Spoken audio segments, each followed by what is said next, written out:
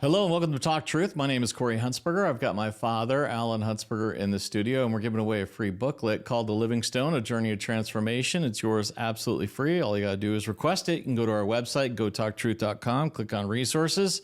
We'll send one to you free in the mail. If you'd like to call our toll-free number and request it that way, you can. You can call in Canada, 1-800-915-0056. Dad, why is this book important for people to get? So that it helps you, guides you to get into a personal relationship with Jesus Christ. Of course. You know, we're really concerned, Corey and I both, of this business of, you praying a prayer and maybe even getting baptized and then going to church every Sunday, and you think that that's it. And the problem is there have been people that have done that and do have a personal relationship with Jesus Christ. But there's a lot of people that have gone through the motions, but there's no relationship. And you have to walk with the Lord day by day, moment by moment. It's a walk. And the interesting thing, the walk of faith is not a blind walk. Some think walking by faith means walking blindly or without direction. But Jesus makes it clear that isn't the case at all. Faith is not aimless wandering. It is an intentional walk guided by the shepherd's voice. This is where the intimate relationship comes. John 10:3, the doorkeeper opens it for him, and the sheep hear his voice. He calls his own sheep by name and leads them out. John 10:4, when we live by faith, we are listening closely to Jesus' voice. We learn to recognize his tone, his truth, his leading, and that's how we follow him, not by sight, but by relationship. And that's really where it's all about. So that's why you need to get this book, to help you at least get started. Good thought. Let's get on with our guest. We got Michael Wagner. Michael, welcome back to the show. Appreciate you coming on. Well, thanks for having me. It's always good to be with you guys. Good to have you. It's good to be with you too, Michael. You wrote an article. Your last article that you wrote was an article featuring Preston Manning. And your article basically had to do with Preston Manning beginning to show support for the idea of independence. Do you want to tell our viewing audience just exactly what's going on in this upcoming election and what may or may not happen in Alberta? Sure. About a week and a half ago, Preston Manning wrote a column for the Globe and Mail newspaper, which of course is one of Canada's major newspapers, in which the title was Mark Carney Poses a Threat to National Unity. And what he was explaining essentially was that there are so many people in Alberta who are fed up with the Liberal government, that if Mark Carney wins re-election, there'll be an explosion of opposition, to the federal government here in Alberta, and that could lead to, it would lead to more support for secession of Alberta from Canada. And this was very significant for him to write this. I wouldn't say that he was outright supporting the secession idea, but he was talking about Alberta, or at least Western Canada, having a conference on the constitutional matters for Canada, and that if Mark Carney was to be elected, one of the items for discussion in that conference would be peaceful secession from Canada. And what's particularly significant about Preston Manning writing something like this is that he, of course, was the founder and the leader of the Reform Party.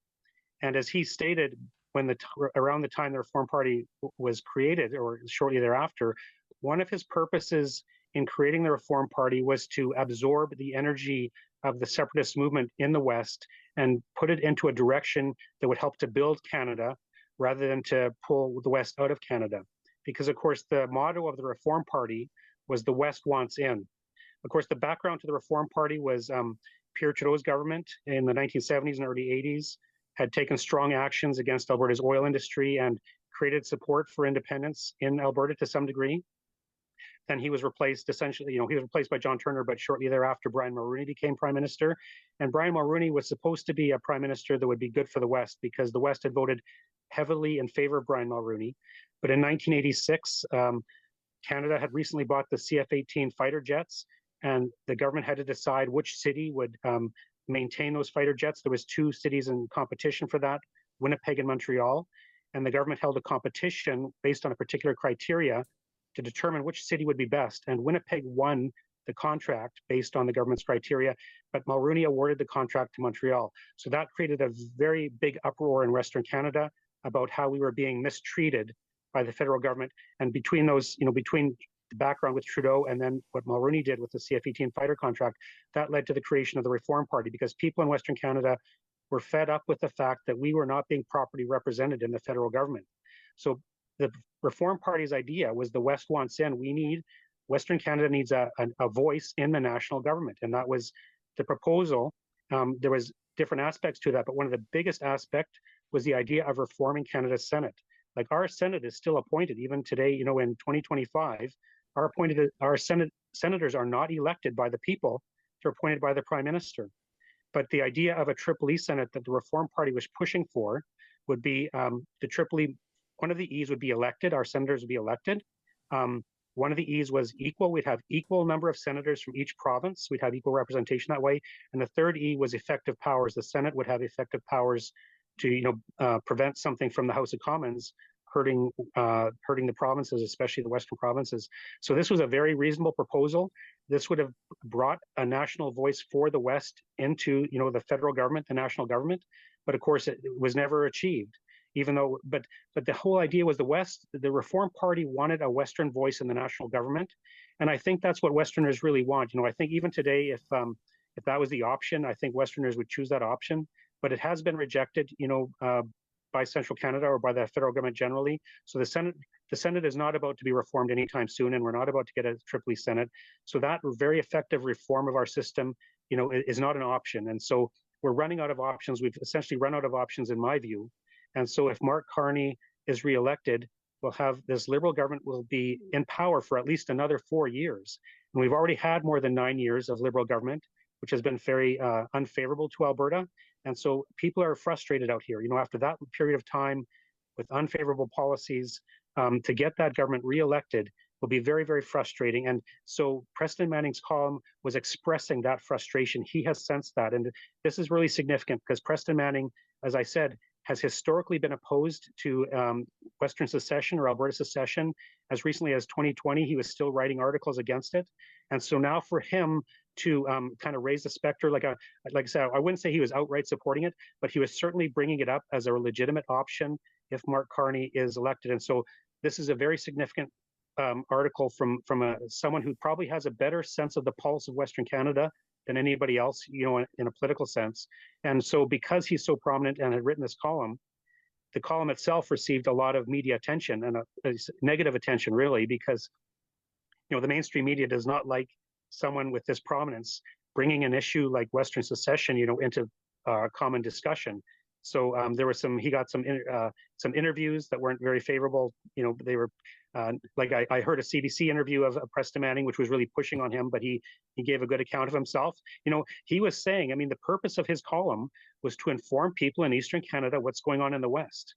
Like, people in the Maritimes and Central Canada, they don't know how offended Albertans are by the Liberal government and how frustrated they will be if Mark Carney is reelected. So Preston Manning wanted Eastern Canada to know what's going to happen in Alberta and in the West if Mark Carney gets reelected. If they reelect him, there will be an explosion of support for secession in Western Canada. And he was just informing of that because, as Preston said to the CBC reporter, they're not going to hear that from the CBC, and they're not going to hear that from politicians in Central Canada. So they need to know. People in Eastern Canada need to know what the consequences will be of a Mark Carney victory, because there will be a sudden increase in support for secession in Alberta for sure. And so he was informing people of that, and that's very significant. And excuse me, some of the pushback against his column was that he was a sore loser because he wasn't going to accept a Liberal election victory. But that's not at all what he was saying. It's not about being a sore loser. It's just about pointing out the consequences of what's happening, because it's not just the election of 2025. We're talking about a Liberal government that's been in power for more than 9 years. And so, giving them another 4 years after they've, caused so much frustration to Albertans to begin with.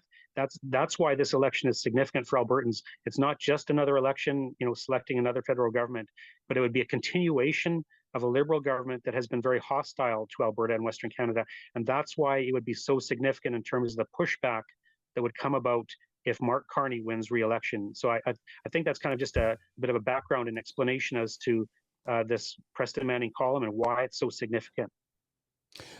Did you know about, there's a poll, I believe yesterday, that came out that said that the majority of Canadians are concerned about the election with Western Canada pulling out of Canada, or something to that effect. Are you familiar with that? Actually, I'm not familiar with that necessarily, but I did see a headline about many Canadians being concerned about the possibility of the negative response to the election if Mark Carney wins. But I didn't get any details of that. Sorry. Okay, and then the other thing is, we still in Alberta vote for our senators, right? Well, we have in the past, but it hasn't happened recently. Like we did have some senators appointed by Justin Trudeau last year who were not elected. But when there's a Conservative government in power, like first with Brian Mulroney, and this is significant, Alberta held Canada's very first Senate election in October of 1989 when Don Getty was premier, because Don Getty was very much in favor of a Triple E Senate and Senate reform. So one of the ways he promoted that was by holding Canada's very first Senate election, which was won by General Stan Waters of the Reform Party, and Brian Mulroney, who was a Conservative Prime Minister, appointed Stan Waters then to the Senate because he had been elected. And then when Stephen Harper was Prime Minister, Alberta had a few more of those Senate elections in the meantime. And so when Stephen Harper was Prime Minister, he appointed some of the those who were elected senators in Alberta to the Senate. So only Alberta has ever had elected senators, and it's only when there's a Conservative government in Ottawa, because the Liberals do not support the idea of elected senators for some reason. I mean, I guess they benefit by having Justin Trudeau appoint their senators. I think most of the senators currently have been appointed by Justin Trudeau. They're nonpartisan, but a lot of them have Liberal Party backgrounds. And even if they don't have Liberal Party backgrounds, they agree with Justin Trudeau's basic political philosophy. So in effect, they are, Liberal senators, and they dominate the Senate right now. We do need an elected Senate. There's no question about that. How many senators do we have in the Senate in Canada? Actually, I don't know the actual number. I'm quite sure it's over 100. I think there's 6 from Alberta, and probably it's over 100. 24. I think so, there's 50 senators in the United States, right? Yeah. No, there's 100 senators. There's 100 senators. 100 senators in the United States, 2 per state, right? Yeah. And we have over 100 senators, and our population is 1/10 the size of the United States. And this Senate is, like you said, swings with the government that's in power because they choose their senators. And so we don't really have a second house, really, right?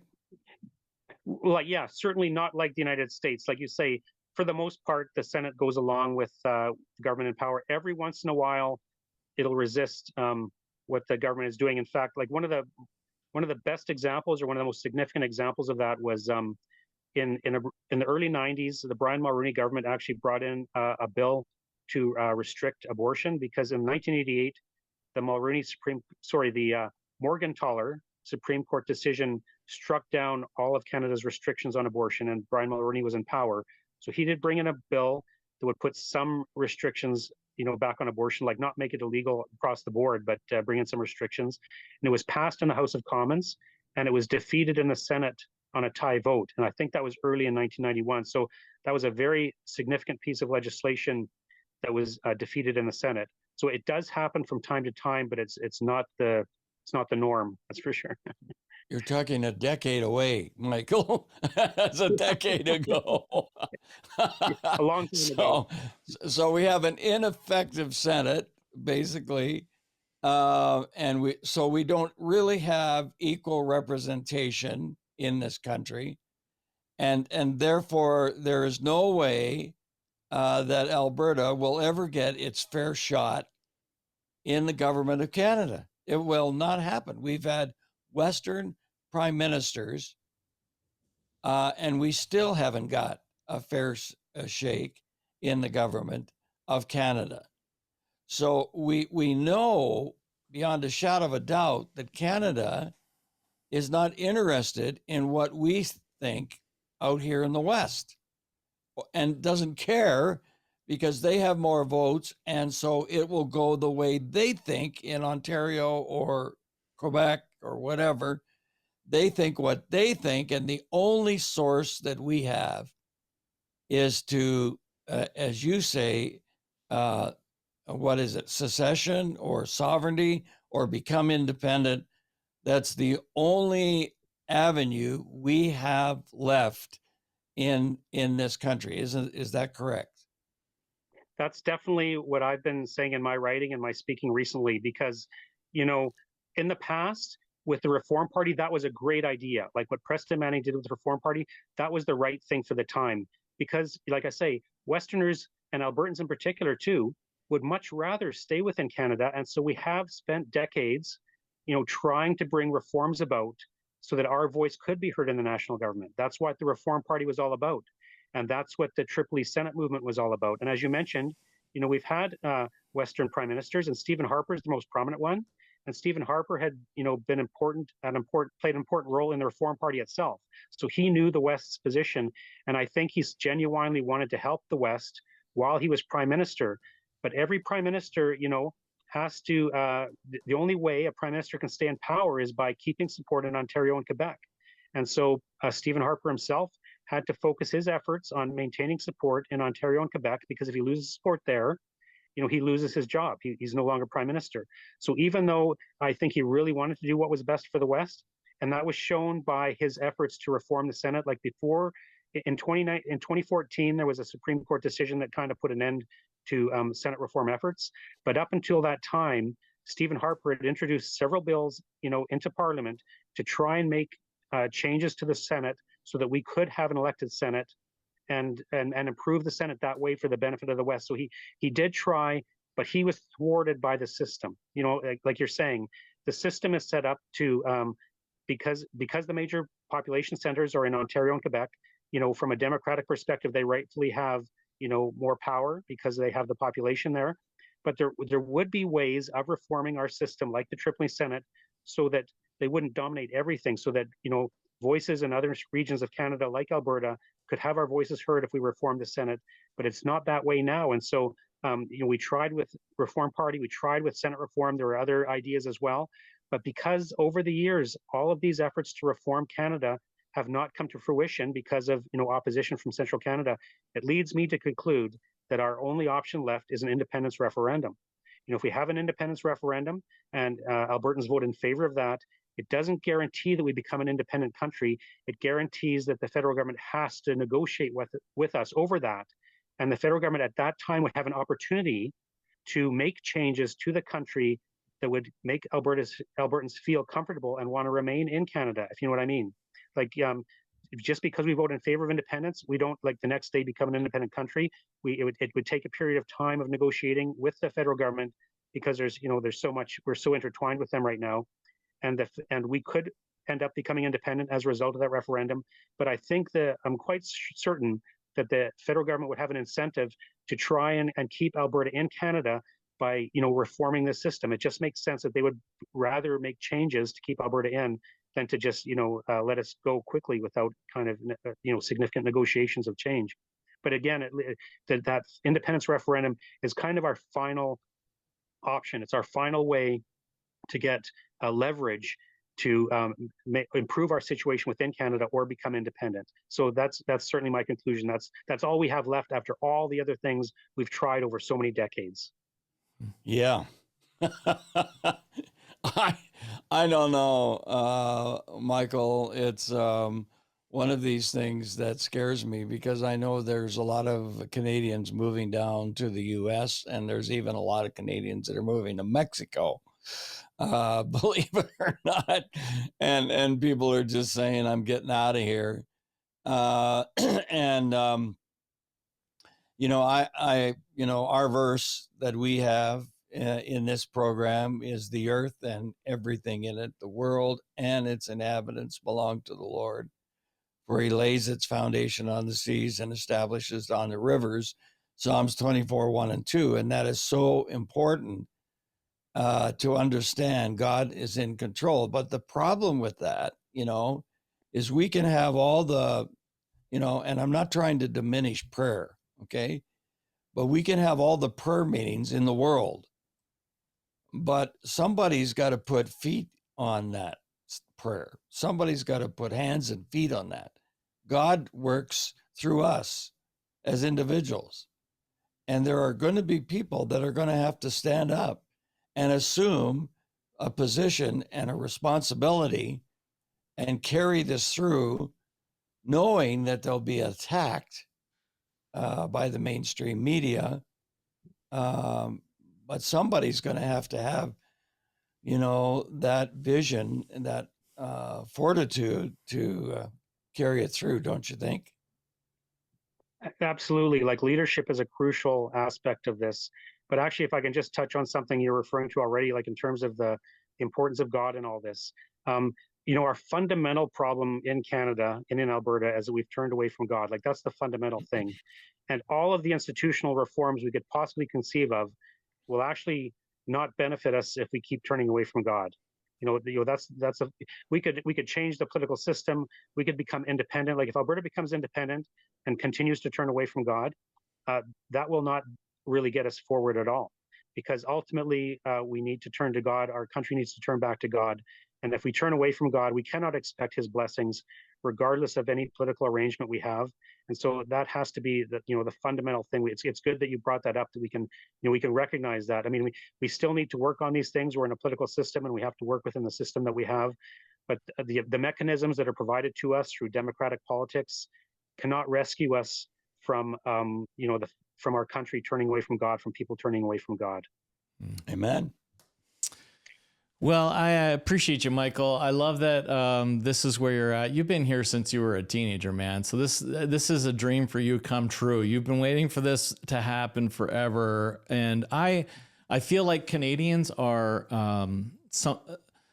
some of them are waking up, which is really encouraging. But I feel like there's a ton out there that still their eyes have not been opened, and unfortunately, I feel like Canada's going to go through some more pain in order to wake people up. Sometimes we wake up when we realize the pain and the tyranny we're in, and sometimes, like Alan used to say when I was a kid, some people need to be hit in the head with a 2x4 and some people need to be hit by a train, in order for them to wake up. And I feel like Canada is still on the road of being hit by a train, to be honest with you. And what's sad is, I feel like Canadians, this is not an East Alberta West thing. This is Canadians are in an abusive relationship with the federal government. All Canadians are in an abusive relationship with the federal government.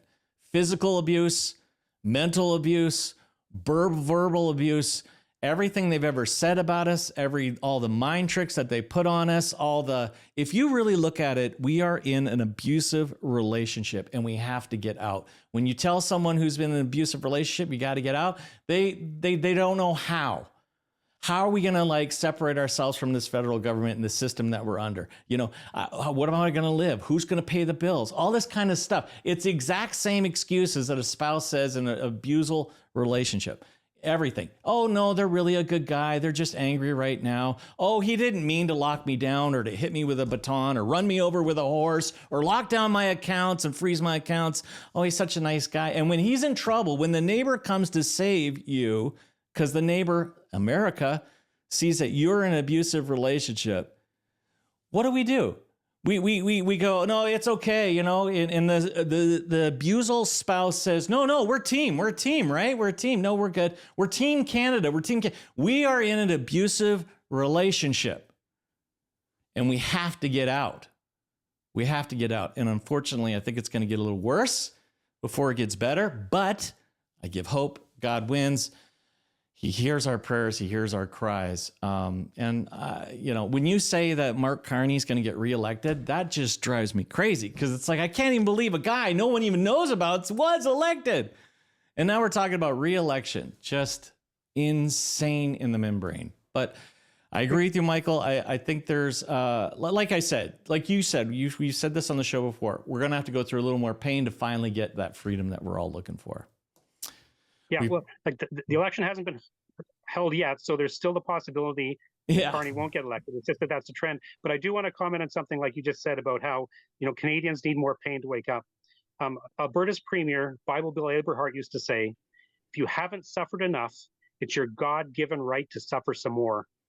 And I think that really encapsulates what we're talking about. If people haven't suffered enough, well, they can suffer some more if they need that to learn their lessons. So I think that was one of his best statements. That's awesome. And I think, you know, like Canadians all got together in support of the trucker convoy and we honked our horns to make our point. I think we could do that in this election. I think we need to make it too big to rig. And if you've never voted before or you feel like, it doesn't even matter, you need to get out and vote. Everyone needs to get out and vote. Every single person that can, that hopefully that can maybe put a little crink in the system and cause some problems. Anyway, Michael, we appreciate having you on. We're going to definitely have you back. Great. Thank you for having me. It's good to talk to you guys. I'm sorry, Alan. I get a little upset. You know what it is? It's not even upset. My heart grieves for this country. Yeah. I feel a burden. I really feel a burden. I think you're bang on about the abusive relationship, son. I think that is a good description. You know, think about it. And I'm just asking people just to think about it. You know, when you try and talk to someone who's being abused, they have all the excuses for the abuser. You know, and that's what I'm hearing from the Canadian voices. Well, if we just change it to this person, or if it's just this person, or if this just we are being abused by a federal government, verbally, emotionally, physically, and if you ask spiritually, and if you think physically, go back and watch them beat on people back when it was the trucker convoy. Old men slamming them to the ground. It's just, we have to say enough, and we got to be brave enough to walk away in Canada to say, God, keep our land glorious and free. We got to fight for that freedom. If you'd like to help support our mission, we need your support. Keep this kind of conversation on the air. You can go to our website, gotalktruth.com, click on donate, many different ways to give digitally that way. If you'd like to do it by mail, many people do. You can make a check payable to Heritage Christian Ministries Association and send it to 246 Stewart Green, Southwest, Suite 3260, Calgary, Alberta, T3H3C8. And you'd like to call our toll-free number for prayer or to donate that way, you can call 1-800-915-0056 in Canada. All right, Dad, we're out of time. We'll see you guys later. Love you.